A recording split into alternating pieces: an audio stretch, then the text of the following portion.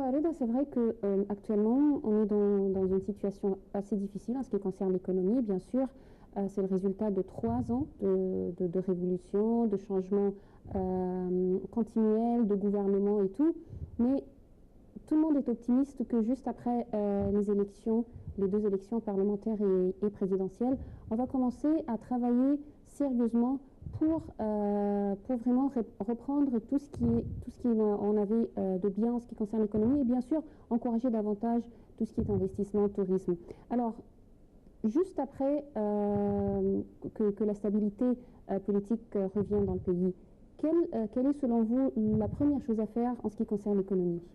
Moi, je pense que c'est un facteur qui est très très important et qui donne un effet à l'économie positive, c'est la sécurité du pays. Si on n'a pas la sécurité définitivement, si on continue à avoir tous ces troubles-là, tous ces protestes dans les universités, des bombes ici et là-bas et tout ça, et d'autre côté, les frères musulmans qui font, et je ne veux pas dire les frères musulmans, je vais dire les groupes musulmans qui causent beaucoup de troubles, parfois des protestants, parfois des protestes dans des usines, couper les rues et tout ça. Si on ne va pas assesser tout ça, moi je ne pense pas que quelqu'un va faire des investissements ici en Égypte, dans une situation comme ça. Alors moi je pense que ça c'est le premier facteur très important, c'est la sécurité. L'autre facteur qui est très très important aussi, c'est qu'on doit changer toutes les lois qui gouvernent les investissements et les obligations légitimes ici en Égypte. Comme vous savez, s'il y a un cas qui va à la cour, ça prend peut-être des ans, beaucoup des ans pour avoir une décision finale pour tout ça. Tout ça, on doit éliminer parce que si on ne peut pas faire tout ça, moi je ne pense pas que les investissements, si ce sont des Égyptiens ou des étrangers, on va mettre de l'argent ici dans un pays, dans une situation comme ça. Oui. Alors, vous pensez qu'une fois qu'il y a stabilité, la première chose à faire, c'est les investissements, se diriger vers les investissements et changer ou modifier toutes les lois concernant les investissements. Alors, selon vous, la première chose à faire concerne les investissements. Alors, en ce qui concerne l'industrie et l'agriculture, est-ce qu'on a aussi un grand travail à faire?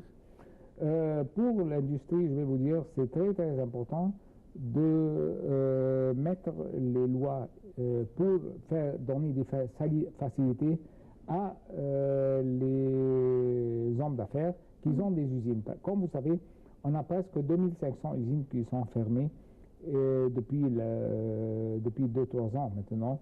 Alors, peut-être d'autres usines, on ne travaille pas avec la capacité totale, avec peut-être 25% de 30% de capacité.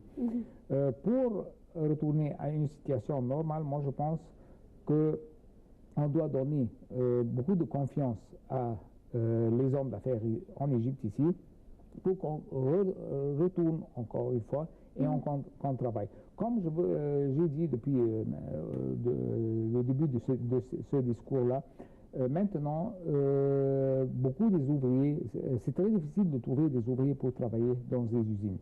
Maintenant, moi je pense que si on doit mettre une loi qu'on donne des salaires qui sont normaux, on ne va pas dire des salaires très bas ou très hauts, pour encourager les ouvriers à retourner au travail. Maintenant, comme vous savez, on a beaucoup de protestants qui demandent d'élever leur salaire.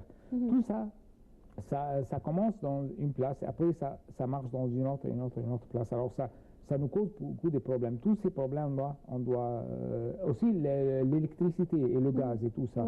Bien sûr, on va revenir à tout ce qui a rapport avec l'énergie au cours de cette édition, mais j'aimerais aussi mentionner, vous avez parlé des investissements et quand on a parlé des industries, surtout, vous avez parlé aussi de trouver, d'encourager les petites, ce qu'on appelle les PME, les petites et moyennes entreprises. Alors, le chômage, c'est un point très, très important auquel il faut s'attaquer tout de suite, une fois qu'on a un gouvernement stable pour le pays.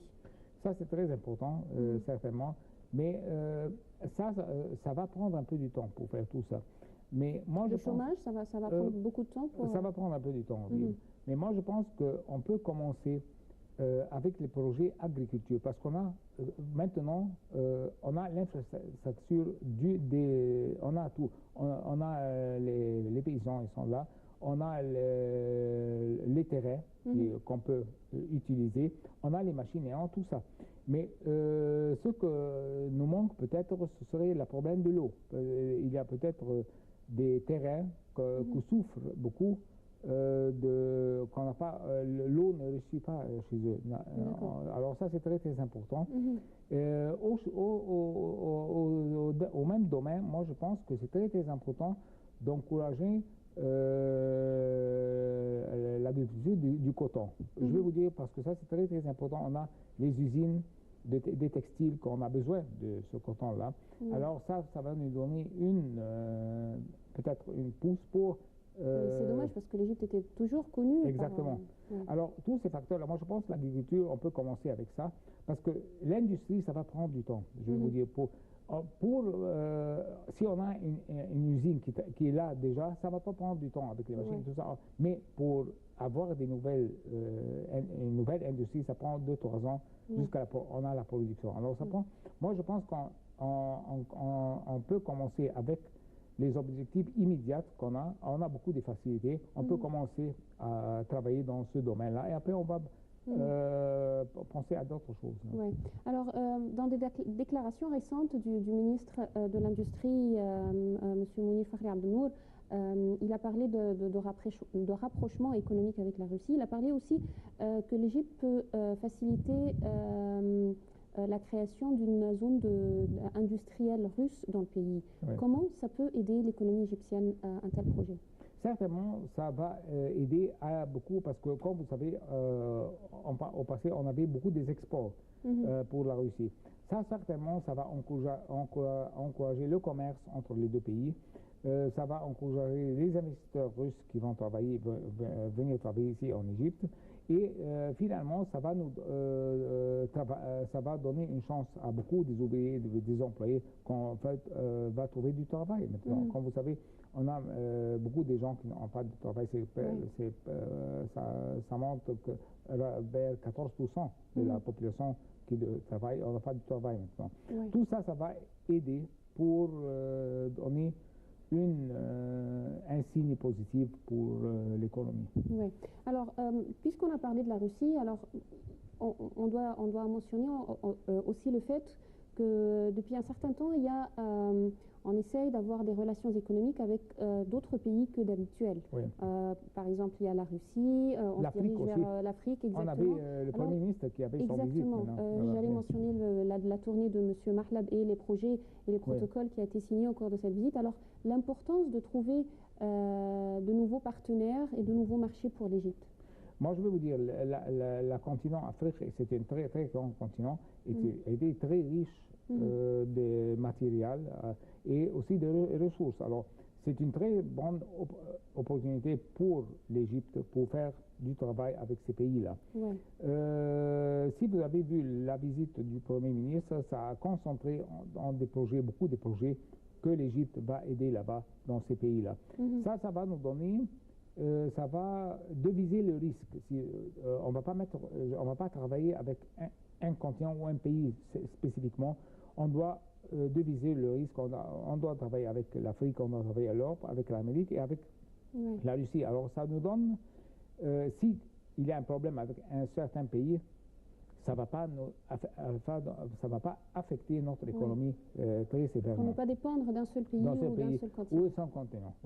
Alors, quels sont les projets d'investissement qu'on peut avoir, ou dans quel domaine plutôt, avec l'Afrique ou la Russie, par exemple? Je vais vous dire, spécifiquement avec le Soudan, on a les projets agriculture. Parce que, comme vous savez, le Soudan, ils ont beaucoup de terrains, ils ont beaucoup de ressources, ils ont beaucoup de facilités là-bas.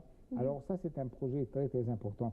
Aussi, à l'exploration du pétrole et du gaz, nous avons beaucoup d'expérience dans ce domaine-là. On peut assister les pays d'Afrique qui ont des ressources minérales pour leur aider. Parce que comme vous savez, je ne sais pas si vous savez ça ou non, beaucoup des compagnies de la Chine sont allées maintenant en Afrique pour travailler là-bas, dans le domaine pétrolier. Alors, ça nous donne beaucoup de chances pour travailler dans ces pays-là. Ouais. Avec la Russie, je crois aussi qu'il y aura un accord, un protocole concernant le gaz, l'exploration de gaz par la Russie. Oui, oui, certainement, ça c'est très très important. Spécifiquement, ça va prendre un peu de temps parce que si ça prend du temps pour trouver le gaz. Alors ça c'est un projet qui va prendre peut-être 2 ou 3 ans et on ne va pas voir les résultats immédiatement. Mais ce qu'on peut, l'assistance de la Russie, comme vous savez, on avait beaucoup des usines dans le domaine du président Nasser, comme les usines, on a à Haïwan, beaucoup des usines que la Russie a établies là-bas. Alors moi je pense tous ces usines-là, on a besoin de développement, on a besoin de technologies nouvelles. Peut-être l'aide de la Russie pour développer ces usines-là, ce serait très très important. Oui. Alors, quand on parle aussi de l'économie, on ne peut pas négliger les taxes. C'est un problème aussi pour l'Égypte. À chaque fois qu'on a un gouvernement, on parle d'élever les taxes, de diminuer les taxes. Alors, selon vous, est-ce qu'on doit modifier ce système en Égypte? Certainement oui, parce que je vais vous dire, les taxes présentement, ceux qui payent les taxes sont les employés jusqu'à maintenant. On a la taxe pour les maisons, vous savez, les maisons qui sont plus qu'1 million de livres égyptiens. On va effectuer cette taxe-là. Peut-être, il y a des discours maintenant au Conseil des ministres qu'on veut mettre une taxe pour les personnes qui ont un revenu plus que 1 million de livres égyptiens par mois, ou par an. Par mois? Par an, oui. Par an, oui. Oui. Par mois, c'est beaucoup. Oui, oui. Alors moi, je pense que peut-être on doit être très, très... c'est très très dangereux d'imposer une taxe parce que ça peut